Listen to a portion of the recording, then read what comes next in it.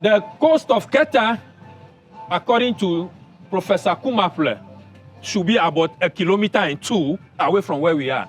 I'm not saying it. Professor Kumaple, the engineer that worked with the Great Lakes and Dredge on the Keta Sea Defense Project, that's the presentation he did in 1987. We were in GSS 2, we returned from school, and the waves entered the house of our classmates beyond there. Where we are used to be deep in the sea before the sea defense. But earlier in colonial times, this is Keta town. That is crazy. We have the hospital. You know where the Jelukopo Hospital now is? We call the Keta Hospital. They are celebrating 100 years this year, okay? That hospital used to be somewhere here in the sea. It was when it was removed from here, it moved to Keta around 1923, 1929 or so. The Zion mission, deep in the sea there. It was when the sea attacked them that they moved to the new side they are now, near where the library is. And at the other side, you have the EP mission, the Bremen mission. Mm-hmm. They have the church, beach side of the church. They have the pastors' bungalow. Beyond that, they have the cemetery. Beyond that, they have the coconut factory. Beyond that, they have the coconut plantation, which is close to the sea. All these are like they are sleeping right now under the ocean. All gone.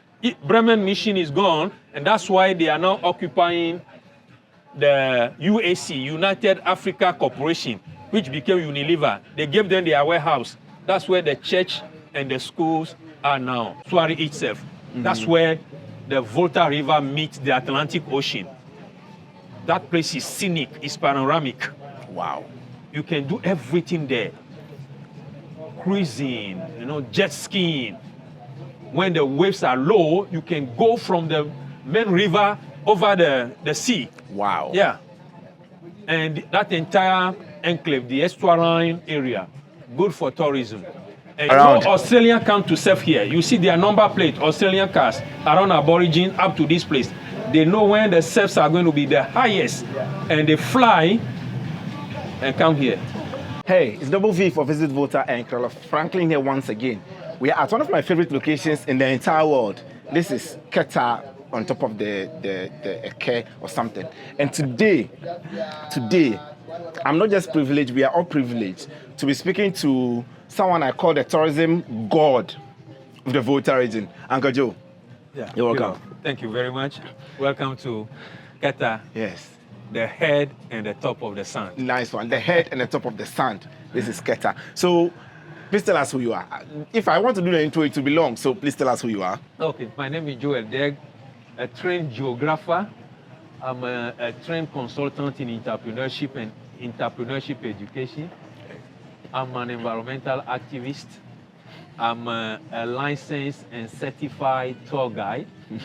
And I'm the chairman, currently, the chairman of all the tour guides of Volta and OT combined. I'm based here in Jelukopo, Keta, the international headquarters of tourism. Okay. So, Uncle Joe, it's an honor speaking to you. And we've been scheduling this for a very long time now. Yeah. Thankfully, today it is happening. So, let's just dive head first, okay, to Southern Volta tourism. As it stands now, can you give us a brief, like just a general overview of how the tourism environment is in the southern part of the Volta region? Great. Clear, thank you very much. When you talk about tourism in southern Volta, I think it's the unmined gold mine, okay? The unmined gold mine? Yes. Let's put a peg in that one for now. Or we can also call it the acres of diamond. Okay. You see, there is no place in Ghana which has the entire tourism offer at one place than the Southern Volta. Do you want to talk about nature? We have everything called nature tourism here. Okay. Culture, we have everything called culture. Certainly. Maybe food or festival or the lifestyle of the people. You get it here. Certainly. If it is adventure, you get it here. If it is pleasure tourism, just want to relax and recreate yourself, retool yourself, entertain yourself, everything is here. touch on the pleasure, the adventure rather for me. Yeah. I'm still thinking the adventure part of tourism in Southern Volta. Okay. You see, we are sited in 3 water bodies. Okay. We have the Atlantic Ocean, generally called the sea. Right behind us. Right behind us here. Okay. On our northwestern side, we have the Keta Lagoon. Okay. The largest lagoon in Ghana. Okay. Out of the over 90 lagoons, this is the largest. We have 90 lagoons in Ghana. Yes. He said it's a geographer. Okay, let's keep going. So we have the lagoon. Yeah, when you start moving towards the west, you meet the estuary of River Volta, where Volta River ends finally. It's on our west here, Adan.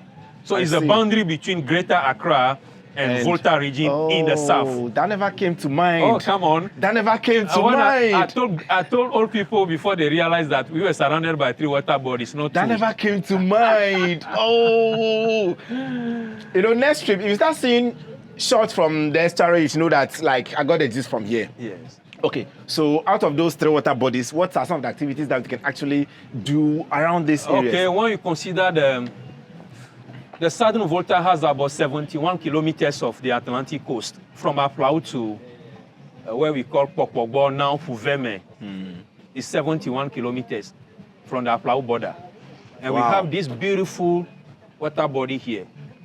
We can do angling, we can do fishing tourism, we can even do swimming, snorkeling, all those things, adventurous tourism. I was thinking of surfing, but a little research shows that this is one of the most dangerous these things around. I know Australians come to surf here. You see their number plate, Australian cars, around Aborigine up to this place.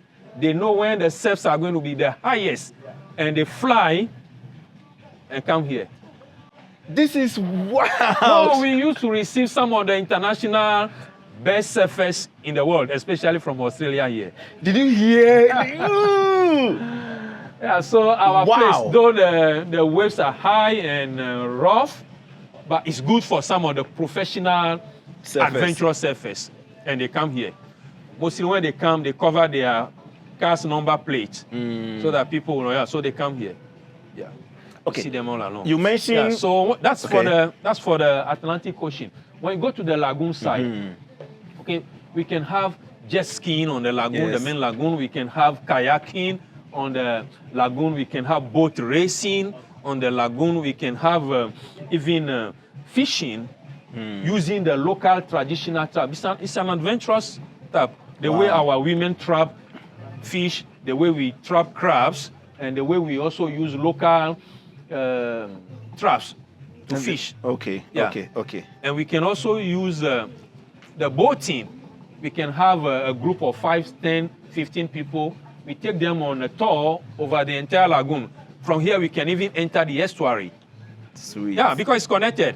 Beyond Anglogan, it's now a bit silted. But when we open it up, you can have boats from Jelukope, Keta, Vui, Tegbi, going through under the bridge at the Savietula, continue over the Angor Channel, and then go into the estuary in.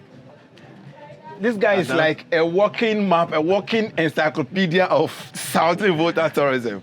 Okay, you know, you said boat racing. Now remember, you know there's this Indian videos we keep saying where they have some festival on the water and then there'll be a little boy in front, like dancing and doing those encouraging others to paddle with rhythm, right? Yes. Yeah, the paddling is rhythmic. Wow. That's it. It's okay, it has something similar like that there. Yeah. So when you go to the estuary itself, that's where the Volta River meets the Atlantic Ocean. That place is scenic, it's panoramic. Wow. You can do everything there. Cruising, jet skiing. When the waves are low, you can go from the main river over the sea. Wow. Yeah. And that entire enclave, the estuarine area, good for tourism. And you can go up through Sogakope Bridge. So we have to move there and get some of the adventures we can have at the Southern Volta here, so far as the water bodies are concerned. Okay. You mentioned something earlier. You said, is it Fuveme? Yeah, Fuveme now is the known first. something. You mentioned, there was a time you mentioned some of the villages and towns getting disappeared over there. Yeah. That leads me into my next question. Yeah. I'm told, or I know from record, that 2/3 of Keta is in the ocean. Yeah, and you are right. How I'm trying to wrap my mind around 2/3 of a town is already buried in the middle of the ocean. It's true. I can show you documentary evidence, empirical evidence about some of those things in the literature. You know, Keta is the most suffered communities so far as coastal erosion is concerned. And to put that on record, in Ghana, Keta has the first technical, scientific coastal works.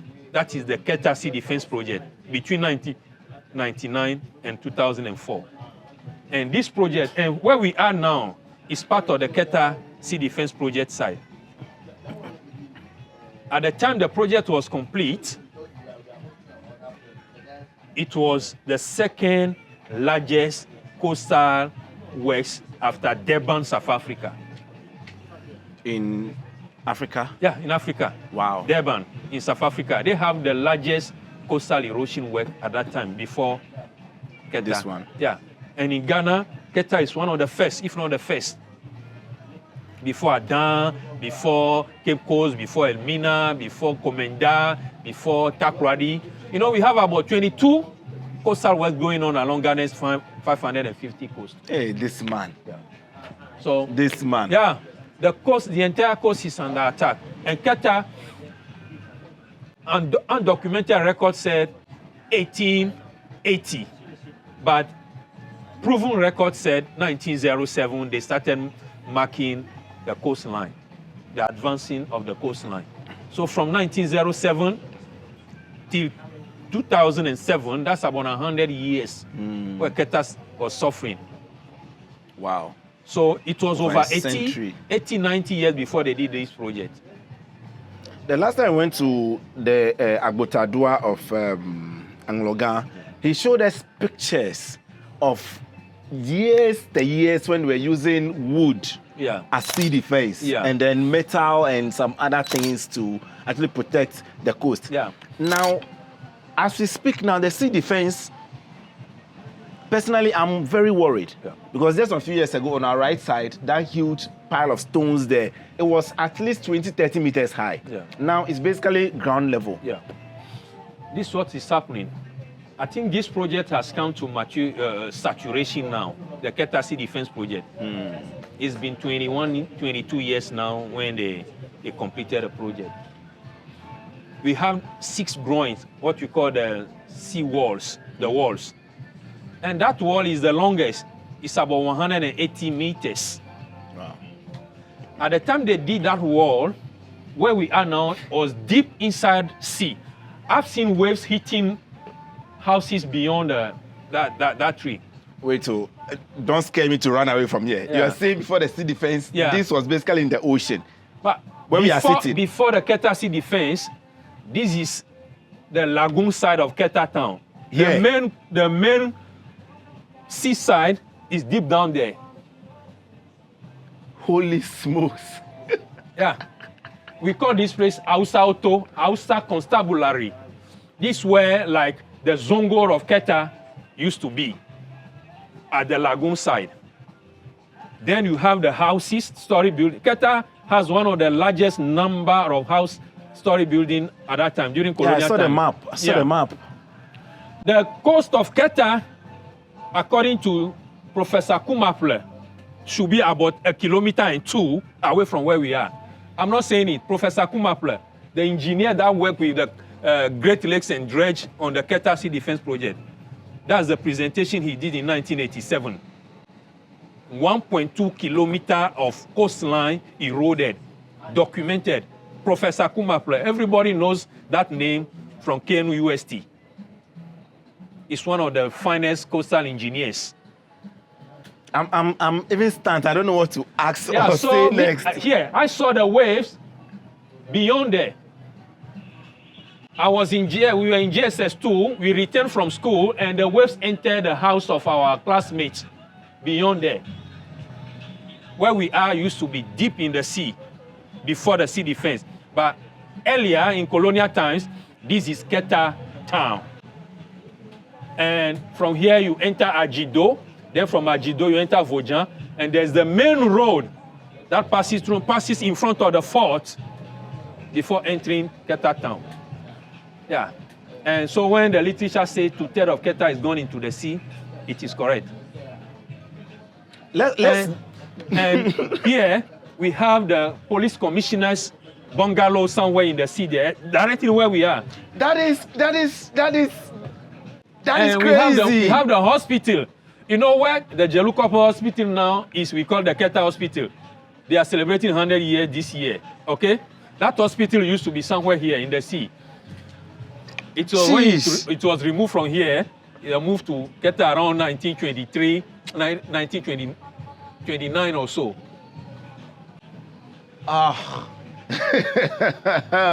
And we have the Zion mission deep in the sea there.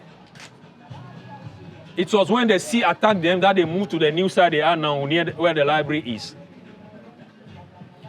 And at the other side, you have the EP mission, the Bremen mission. Mm-hmm. They have the church, beach side of the church.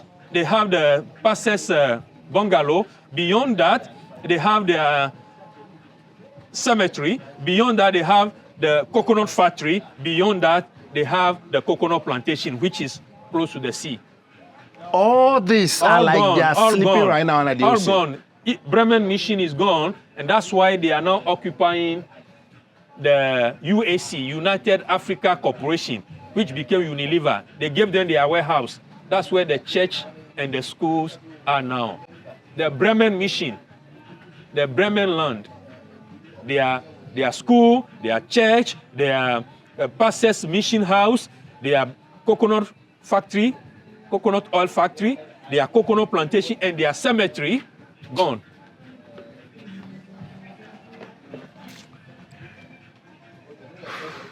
Let's I cannot dwell on this any further. I don't know what else I'm thinking. Yeah. Let's jump to the fort. Yeah. This is supposed to be one of the most iconic structures in the entire nation, Ghana. Yeah. And for some reason, if we are mentioning forts in Ghana, in textbooks, you find Fort President somewhere like at the bottom of the page, like a footnote or something. And yet, most of a good chunk of the slave trade went through this side. Yeah. Considering the fact that we are close to the Togo slave market, but why is our fort what it is now? In fact, if there's anything that pains me more than my own problems, is the state of our fort. It's the only fort at the eastern side of the Volta Estuary. The next fort is the one you see in Ouida, in Benin Republic. Wow. So most slaves from even Benin, even Badagry, they walked them through this fort. Most slaves from Agüenive in Togo, most slaves from Ketekrashi are moved along the Volta Lake. Those who did not cross into Christiansburg or Cape Coast, they are brought along the Volta through Atoko.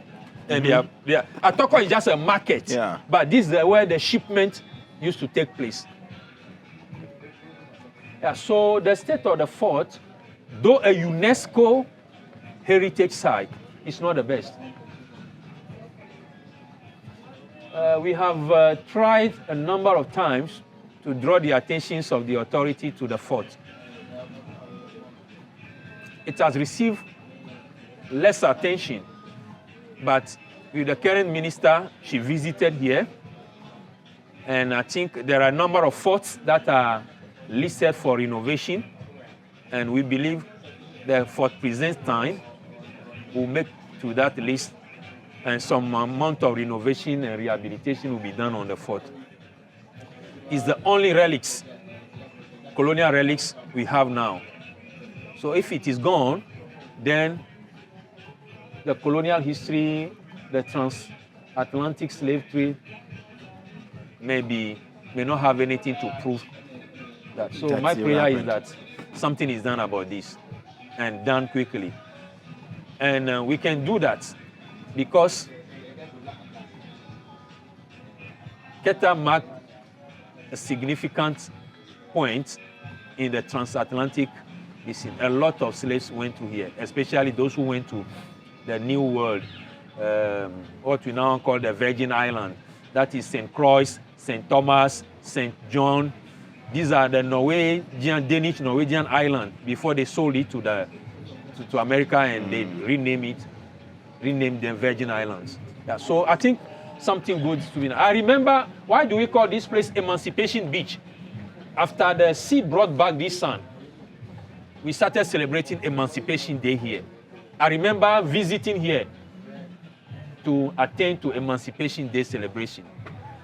Yeah, so that's this. So Keta played a great role. You just touched on something else. You said, I call it Sammy. No. You see the race there? They are on rocks. Oh, yes, they are on rocks. Yeah. That is what they used to block the frontage of the community in order for the sea not to go. You see, that is part of the Keta Sea Defense Project. And where we are, Emancipation Beach, is part of the Keta Sea Defense Project. The coastal engineering made it in such a way that the sea itself brought this sand back here. That's the brain, the mind behind the groin. On the western side, the sea will bring the sand through the longshore movement. You know, the sand carries a lot of deposit. You see the color of the coastal here? People may think it's just color, but it's the sediment the sea is carrying. That is sand and gravels and pebbles and stone. So intermittently, it will drop them and create a new beach, create a new beach, create a new beach. So hopefully it keeps extending. It keeps extending. Because we have reached the end of the groin. If you push the groin a little further now, you have more beaches. The whole of the sand we see here was brought by the sea between 2004 till date. This used to be sea. Look, I show you beautiful videos every time of Keta. They are just videos, they are nice. Who cares? This is it. Oh, yeah. This is it. Okay, so now I understand why sometimes the sea forms in like layers. Yeah. When I set the drone up, like the colors forms in like in layers and everything. Okay, so now that we have this year, I think, was it last year or a few months ago, the attack from the sea became a little more intense. Yeah. And you actually spoke about it a lot. Okay, are there any new developments going on now that are hopefully going to protect those other areas? Because the devastation last year, I believe, was quite intense. Yeah. You know, if you read the literature very well, people still talk about Keta Sea Defense. This community where we are now bears the name Keta. A little beyond it, you have Keji Kope, then you have Abucha Kope, then you have Jelu Kope. Keta is no longer being worried because of the Keta Sea Defense Project. Okay. Yeah, but the erosion is taking place at the other side. Oh, Keji I Kope, see. Those other Abucha areas. Kope, yeah, and Lokoji. Aborigine and Agbo are sited in the community called Lokoji.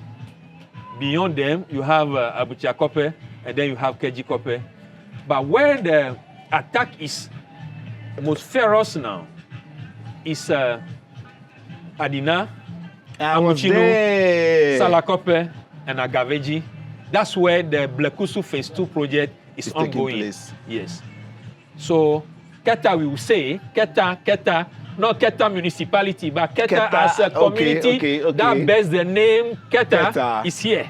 It's been protected since 2004. So, but a lot of people who don't know the geography of the place, they will say that, Erosion is Keta again. No, Erosion now is at what? Lokoji, Abucha Kope, Keji Kope, Agaveji, Salakope, Amuchinu, and part of Adina. Interesting development. So Keta is safe. Yeah, Keta is safe. Keta For the is past safe. 20 years, Keta has been safe. Had it not been because of this project, I tell you, I have seen the sea close to the lagoon. That would be scary. That would be scary. The seaman have already entered the lagoon. That would be scary. That would be scary. That would be scary. Okay, so those are bits and pieces about, Southern Volta and tourism. Can we do history? I know when it comes to history, or let me go directly to culture and tradition. The coastal belt of the Volta region, Keta, Logan areas, the other parts of Volta, they also have their culture. It's also solid, they are bobo and all that. But in Keta,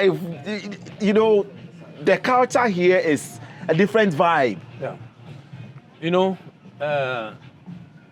Culture is the DNA of a group of people. And culture encapsulates a lot. Their language, their way of dressing, their food types, okay? Their ceremonies, and probably their beliefs, okay? So when it comes to Keta, we are part of the Anglo-Ewe community. Okay. And the Anglo are more or less the coastal communities. We have the Tong, we have the Mafi, the Adaklu, the Vedome, the Gbi, and the Akpini, and going. But when it comes to the Anglo side, which are the coastal, we have some beautiful cultural values, cultural discipline. One of them is our festival called the Hogbe Chocho. Sweet. Hogbe Chocho. Hogbe means origin, roots. Chocho means moving camp, escaping. Okay? Yeah, so to remember the exodus, the migration from Ngoche, their last documented place before settling here, they established that festival about 1962 or so to commemorate that event. Now, so that's the day you see Anglo in full regalia. I tell you, our Keta, yes. That our people might have learned when they were in Egypt, through Sudan or through Abyssinia, Ethiopia, down to the Ghana Empire, down to Oyo, to Ile-Ife, to Abeokuta, to Ngoche, or to Ketu Ngoche. They might have carried that beautiful cloth, textile art from there. So me, I don't debate the origin. I know every culture has a way of weaving thread, fiber, fabrics to cover themselves. So that's it. Yeah. So when it comes to food, I was doing a brief study and I realized that only Anglo in the whole world are able to transform cassava into about 11 food types. Some people just rewind it again. My research pointed out that only Anglo-Ewes are able to convert raw cassava into about 11 food types, different food types. I can only count like 3 in my head. Count them and I'll continue from there. Amokbele, Agbeliko. Nuko. Yeah. Starch. Starch pono. Starch pono. Okay. Biscuits. Then I'll go on. Gali, and the gali can be used to do any other thing. Okay. Tapioca. Okay. Agbelikpono. Agbelikaklo. Oh. Yeah. Oh, I see. And if the people are creative, they can also use it to do the acheke. Acheke is a version of our yakaeke. So we use for yakaeke. Okay? Wow. And there is a type of amokplan. That one we don't add kondo or anything. We call it hand drum. When you cook it, She's nodding her head. we don't add anything. It's just the cassava dough. You sieve it, You don't add corn. You don't add corn flour or you don't add amoku. You just cook it like that. Yeah, to be. Some people call it hedran. Yeah, because it will be. Hedran. Wow. Yeah. So. Hey, fufu. Yeah, the fufu, the belly fufu, and we don't do raw fufu. We add plantain and ripe plantain. Yeah, so basically what we have counted now is about 11 different delicacies. And when you go to other places, they only do agbelimo. Agbelimo is not found in some places. Some community don't know what is agbelimo. Wow. All they can do is cassava, boiled cassava. Interesting. So Anglos have been able to do that. So that's our food. Not only that, we have our food and we have our snacks too. Anglo, our snacks are numerous. And I mentioned one, agbeli pono, okay? Agbeli kaklo, okay? Achipipi, okay? Then your starch pono. The starch pono is in two. One is round. One is flat. And flat, round. And one is soft that can break at fingertips. Yeah. Yeah, I don't know that one. Yeah. Starch pono over valley at the banner. Oh, yes. It's like that. It's a little mountain on it. Top on it. Yeah. Okay. Yes, there are two types. Oh, I see. Yeah. And we also have other things like Nyantomiebe, Ajikpeli. Okay. Graphic and times. And others. And then those things go along with drinks. Locally made drinks. You have aliha. You have aluha. You have. Is that what we are calling Lamugini or whatever? It's aluha. Lamugini. Okay? Then our aliha, they are calling it asana. Yeah, culture call it asana. We call it aliha. Then aluha. And we have apoha, apo. Then I think the Togo people call it pito or something. Soloma. Yeah. Pito, brownish. Yes. Yeah, light brown. Solom. Yeah. Eluha. Eluha. Apoha le afi eluha le. Yeah. Wow. Afi nyedana edeha. Now. Pami. Apart from water, the other wine that is never manufactured in a factory is palm wine. All other wines they go through factory processing. Nice. So back to Hogbe.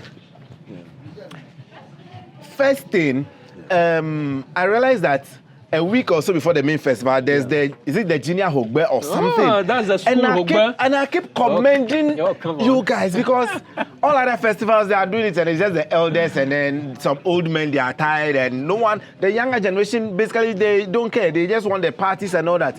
But here, basically every single thing they do, Hogbe Chuchu, the students also do it. Yeah.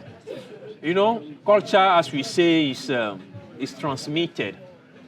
Is transmitted to the next generation, Without that, we lose it. And once we lose it, we start picking other people's cultures.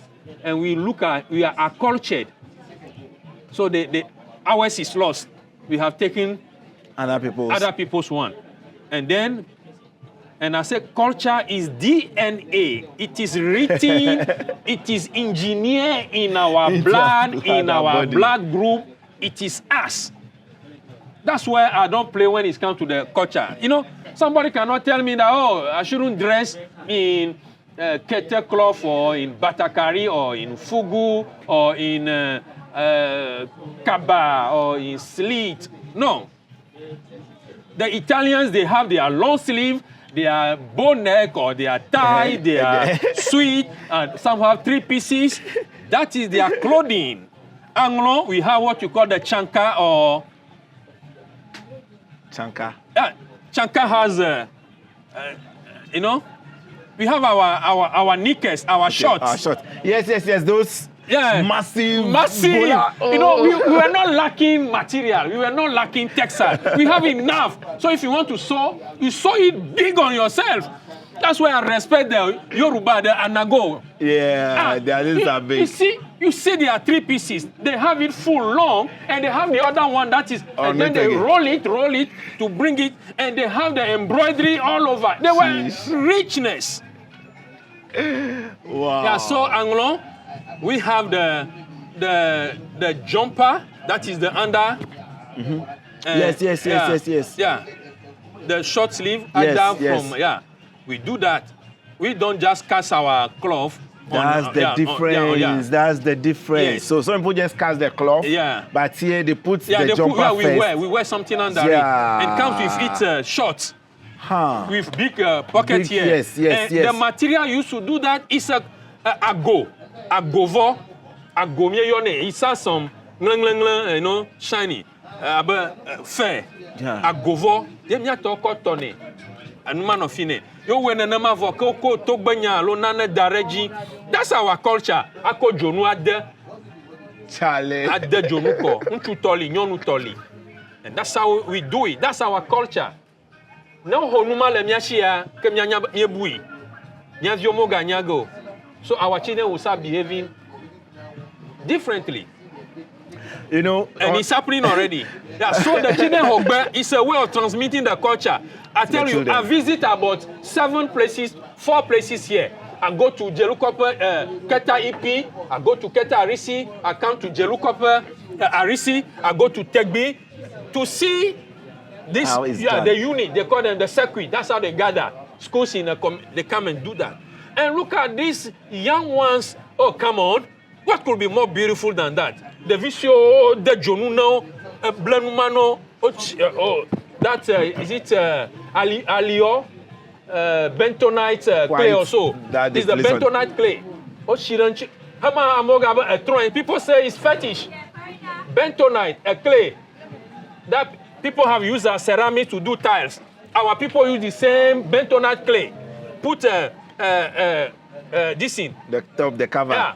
To make a design on their body, and they say it's fetish. What is? And then that's why you see men, and they gather, and they display almost all types of cultural values. Kinka, Chiagbeko, Mr. Go, Mr. Hun, Agbaja. Every school come and display one of the cultural dishes. And you have about 17 dances in Anglon.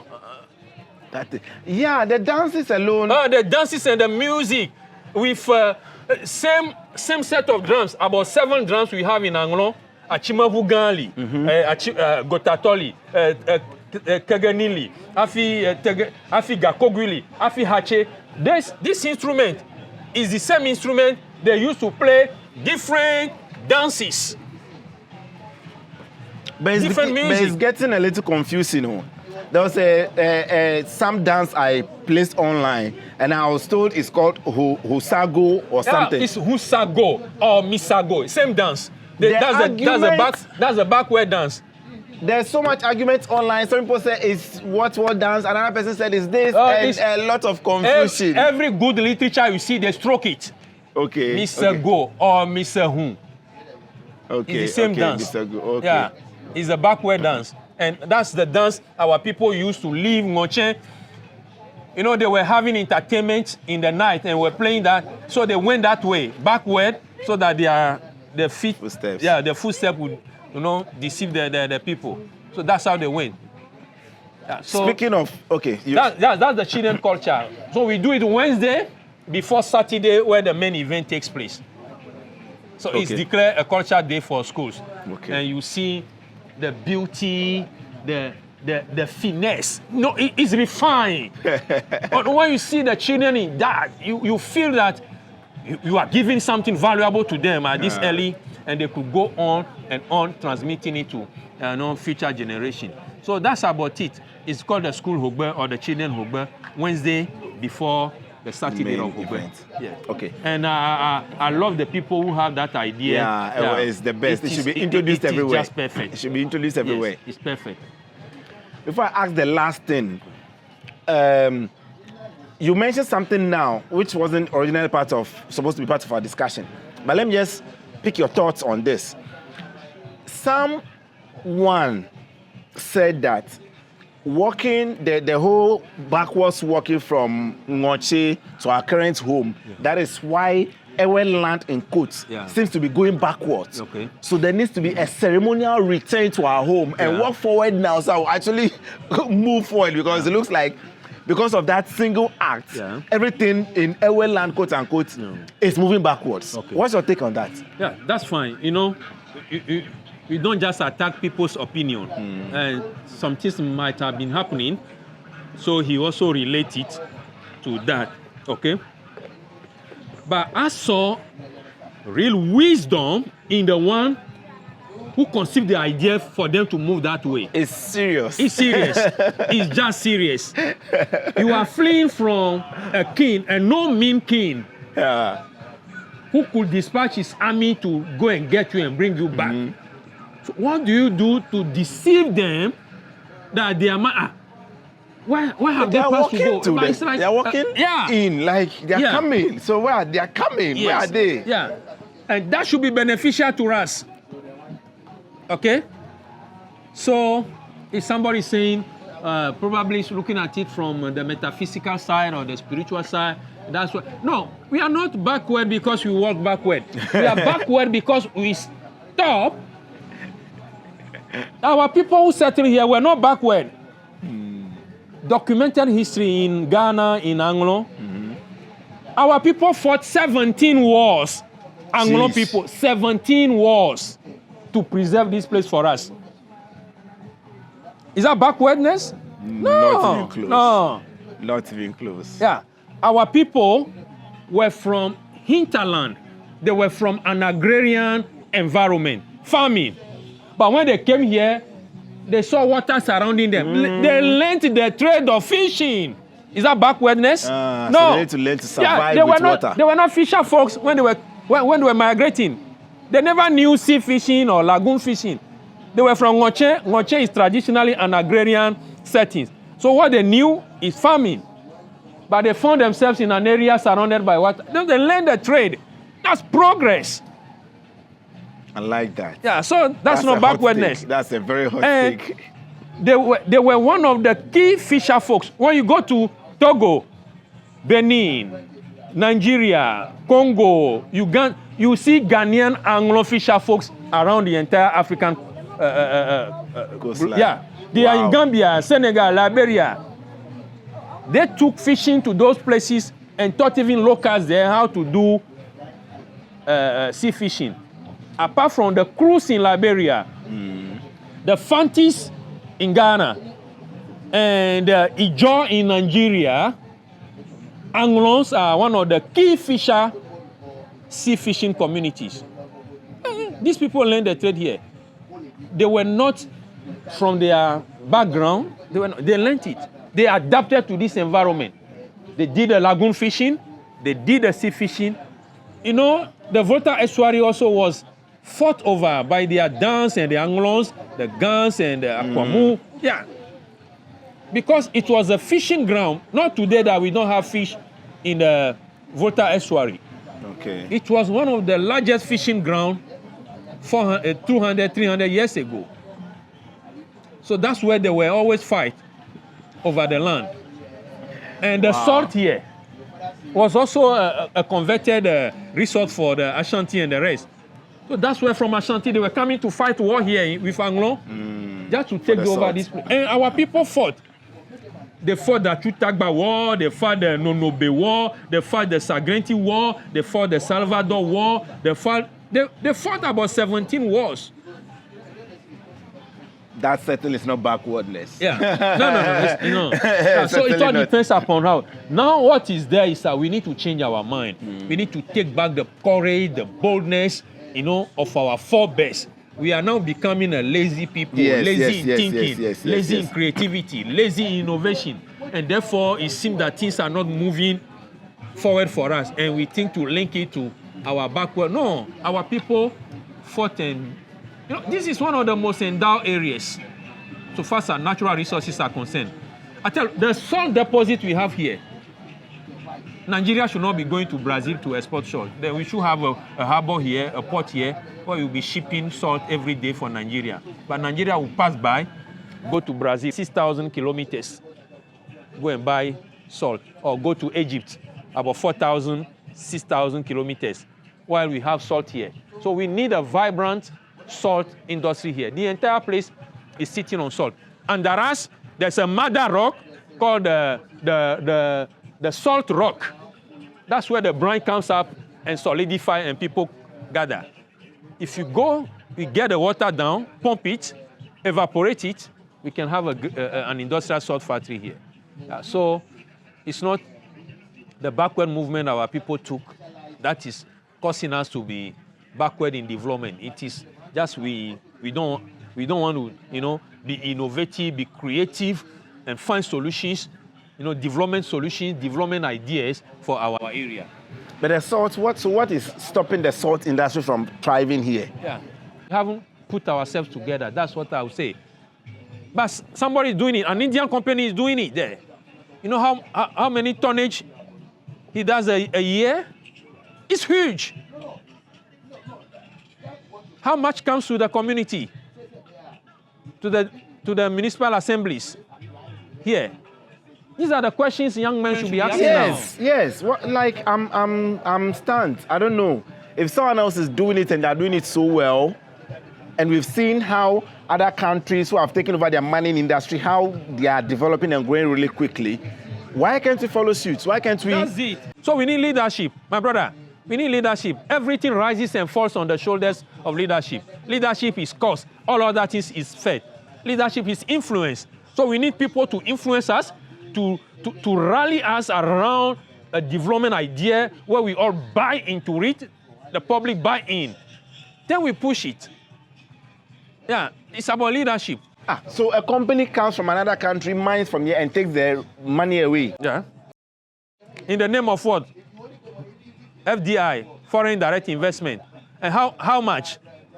Less than $100 million. To digress a little, Cameroon built one of the largest chocolate manufacturing company recently, $100 million. Funded by themselves. Built one. Just $200 million. Funded by they themselves. Yeah. What is $200 million to Ghana? A salt industry here will not cost more than $100 million. I don't know how much people bring in. So these are some of the deep questions we should be asking as young men. Our resources. Our forebears fought for those resources. I keep saying, and yet, I have a documented evidence. 17 wars. From 1680, our people started fighting war.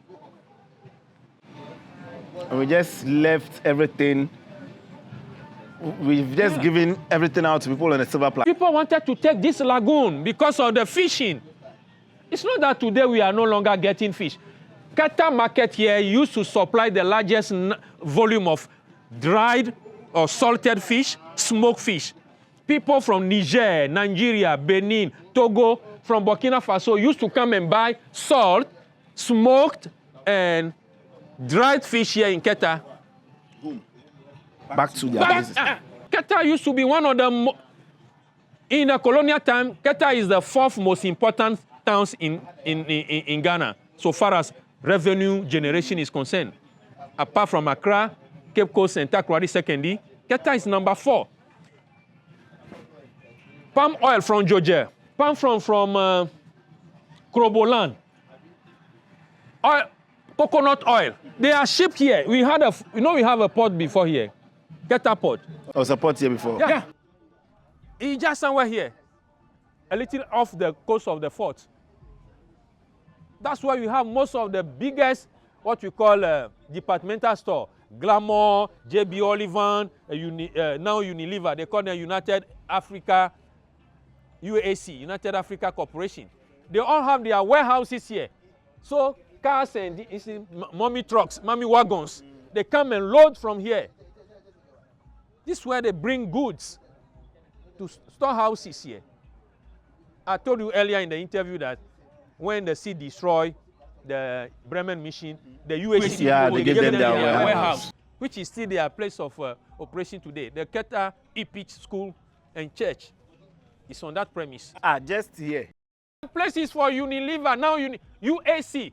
When I take you there now, you read it or not. This building has been donated by Ishmael Youngson when the Keta was destroyed. You know, it's there. The plaque is in the wall. Magboglono Bonare, a Homa EP Church, EP School was donated by UAC. When Ishmael Youngson was what? The chairman. He came to donate it. It's on the plaque there.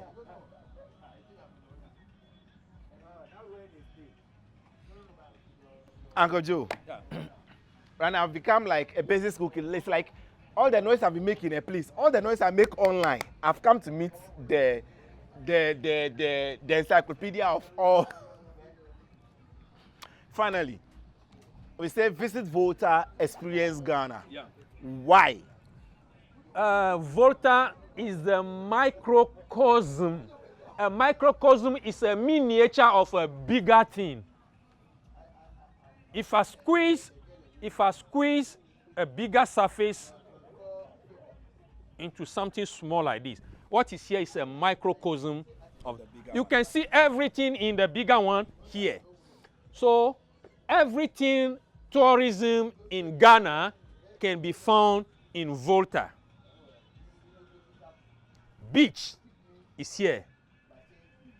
Mountain is here. Numerous. Rivers is here. Culture is here. Forest is here. Waterfalls is here. Nature's wonders is here. Some of the wonders we haven't, the grottos and the stalactite and the stalagmite. Yeah, yes. Those they are there. Logba. It's like undiscovered places. Yes. Wonders in nature, in shape, in relief. Caves, look back, Caves. there are caves and everything. Yeah, and those caves were not just, they were military caves where people used to go and hide and strategize for war.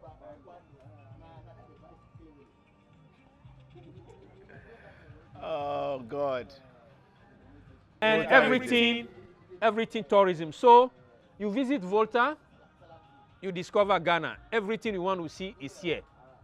Now, the challenge is that we, the Volta people, must come together and have, I want to say it again, I said it and you remember very well, the tourism development plan, a 5-year or a 10-year plan for the region. We can't operate in a vacuum.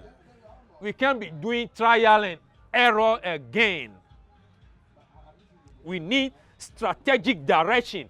This is where we want to go next year, next 2 years, next 3 years. These. These are our goals. Now, action plan.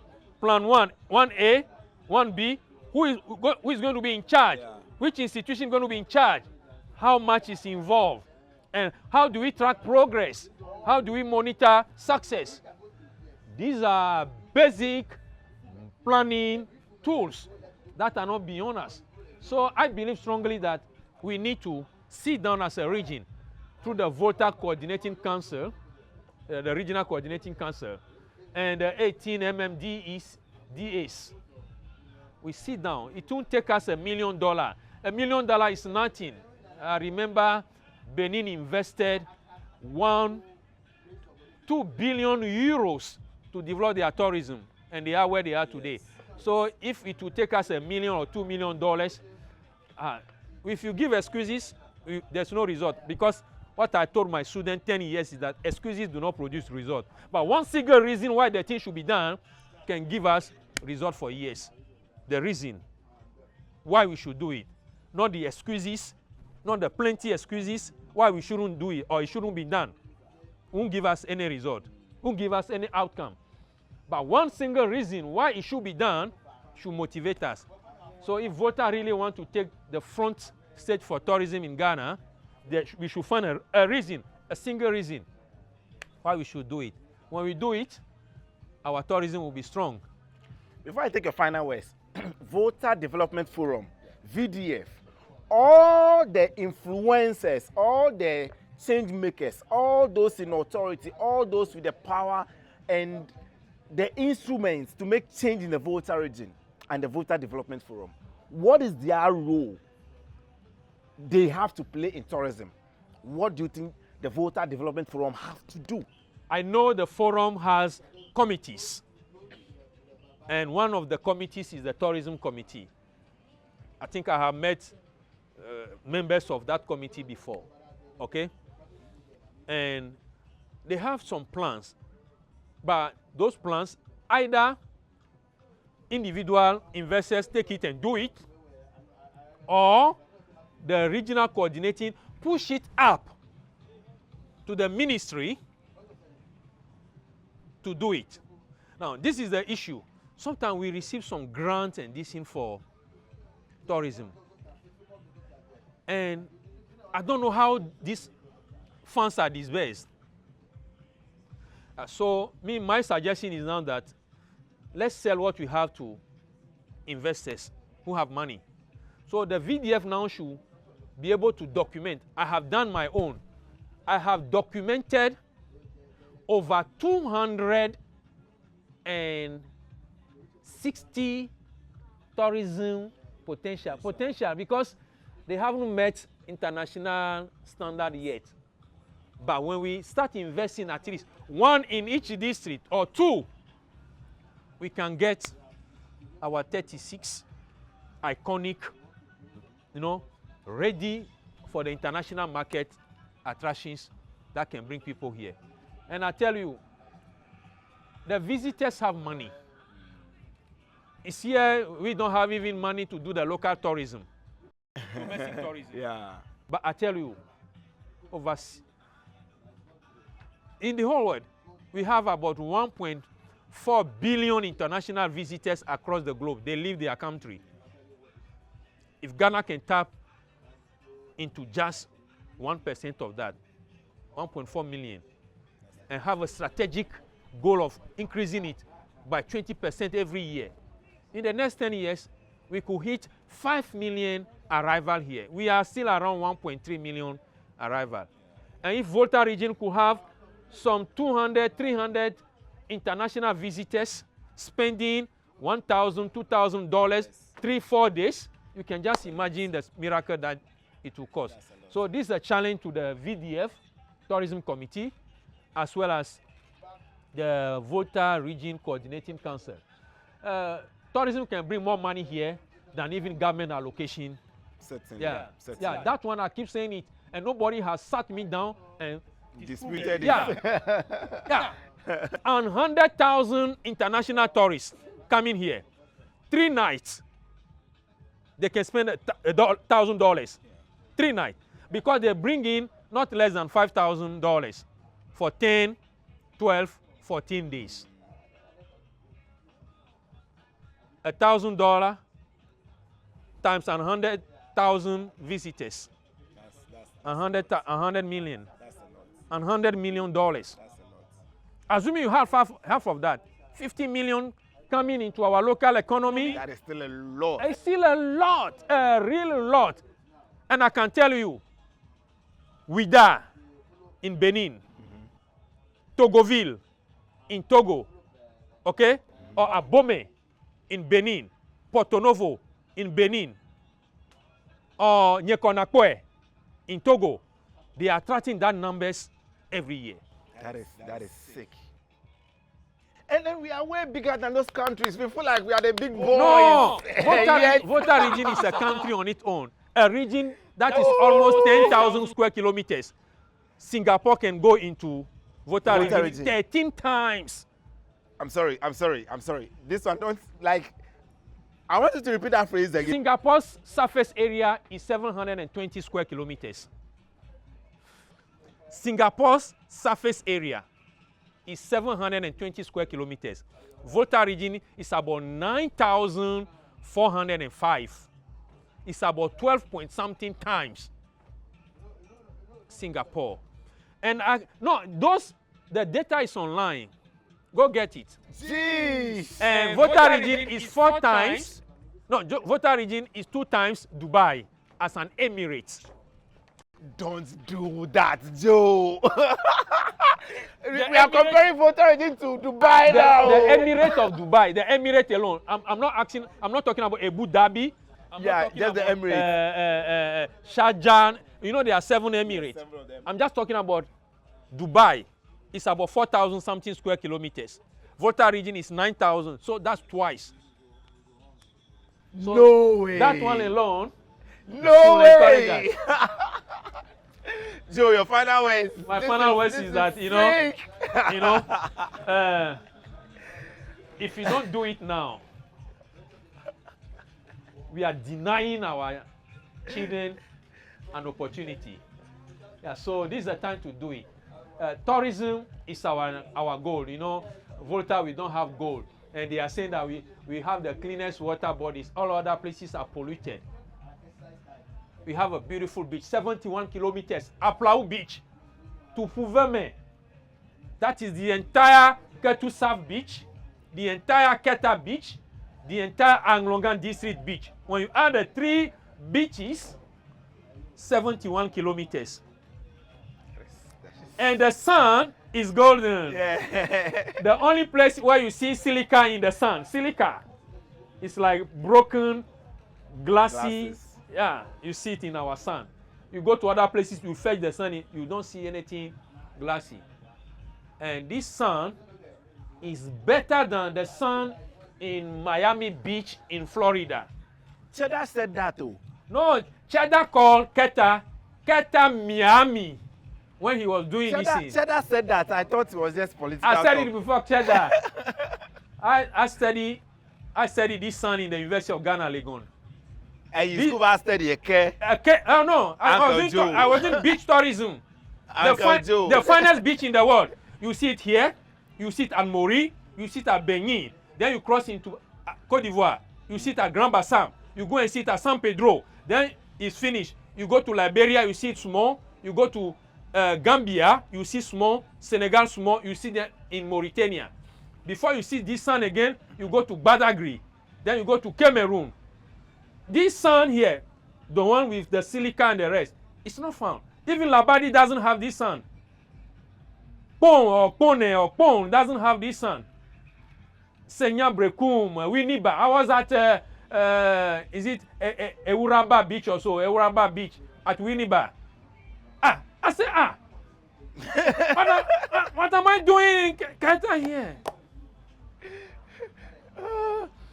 You know, sometimes you're using your computer and then it freezes, information overload. That is exactly what's happening to my brain. My brain is like, I can't process the volume of data I'm absorbing right now. But going forward, you know, we'll break this video down into bits and pieces and then talk about it more.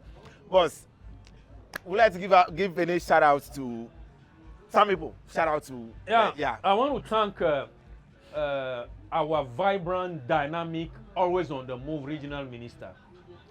Guy Minister. that's what I call him. Guy Minister. I want to thank him for what he's doing for the region. He's been on the run for over a year now.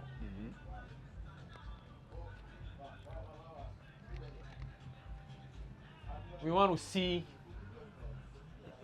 concrete actions. That is, this is the thing. It's not in word. It's in action. It's in action. They say Fili Gadochi. Fili Gadochi. We are touching it. Okay? I want to plead with VDF. They've been in existence for, I think, 2020 something. It's over 4 or 5 years now. Yeah. We want them to identify key projects. Yeah, I know they are doing it. I know. ED, Daniel, Jegede. I know. Uncle Dan. Yeah, you've been about, going about bringing this in. Yeah, we need to, cement those things. Okay. And the Volta Fair Partners. AGI. Uncle Dela and that's Dela Gajanku now, Vice President, Small Scale Industries at the head office. Let's narrow down to, if Volta is going to be noted for tourism, let's do it. If it is going to be noted for agro, industrial something. Let's narrow, zoom in, and do it. And then we know this is what we have achieved. Let's not dissipate our energies, our effort, so many things. Peace and beats God. here and there. And I always use the example of Benin Republic because I spent my last 7 years in Benin, not as a child, but as a researcher. And I saw what they did so far as tourism is concerned. And this year when they had the Vodun days, I wanted to go, but we will go. Yeah, we have to go. Next year we will go. We have to go. Yeah. So my word for the MMDCs.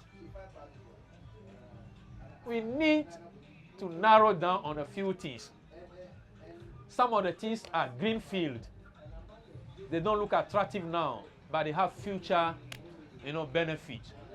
And those who have money and they bear Volta on their identity, they should start bringing money home. Investment. We have enough of the facilities along our beach, Volta, the Serene, the Mejope, we have the hotels, we have the lodges, we have those things. But what we need now is the development of the tourist attractions. The experiences. The experiences. Yes. There are about 6 A's in tourism, and if some are fulfilled, others are not fulfilled. We have accommodation, we have access, that's the road and the rest. We have activities, we have attractions, and we also have amenities, and we have the awareness. Yeah, awareness has been created. The accommodation is there. Access road is not there yet. Okay, and amenities, internet connectivity. A tourist that leaves his home in UK want to be on the move.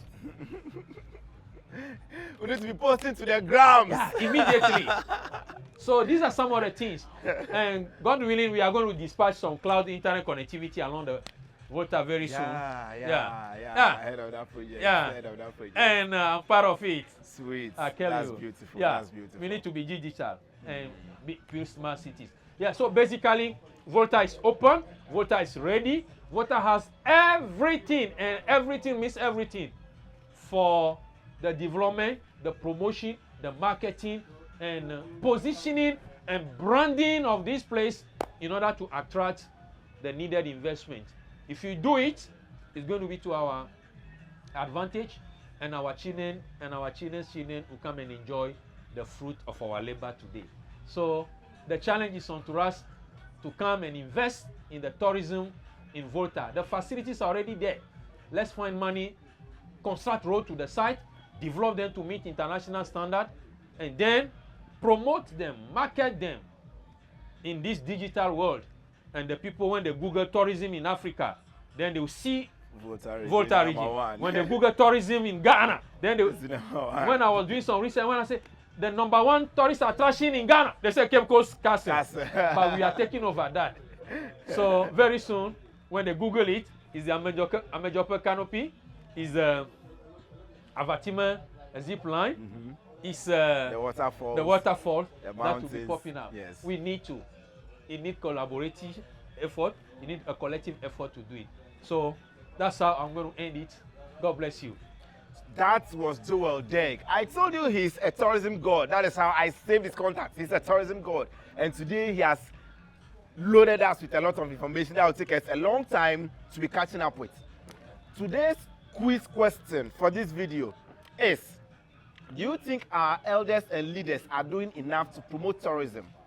The question again, do you think our elders and leaders are doing enough to promote tourism in the Volta region? Tell me under the comment, there's the column over there, tell me about it. It's Double V again for Visit Volta Franklin here. I'll see you when I see you. Esema. Uncle Joe.